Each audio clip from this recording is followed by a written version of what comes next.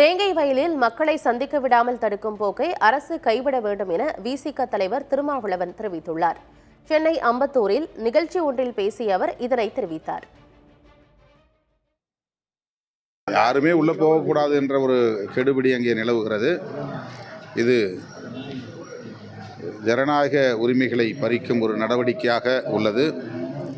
பாதிக்கப்பட்ட மக்கள் அங்கே தங்கள் மீதே வழக்கு போட்டு விட்டார்கள் என்கிற அதிர்ச்சியில் குமுறி போயிருக்கிறார்கள். அவர்களை பார்ப்பதற்கும் அவர்களை ஆற்றுப்படுத்துவதற்கும் விடுதலை சிறுத்தைகள் கட்சி பல முயற்சிகளை மேற்கொண்டு வருகிறது. ஏற்கனவே அப்படி அங்கே உள்ளே போனவர்களை கைது செய்து மாலையில் விடுவித்திருக்கிறார்கள். இப்போது வழக்கறிஞரடியை சார்ந்த பொறுப்பாளரையும் அவர்கள் தடுத்திருப்பது அதிர்ச்சி அளிக்கிறது. இந்த போக்கினை காவல்துறை அரசு கைவிட வேண்டும் என்று கேட்டுக்கொள்கிறேன்.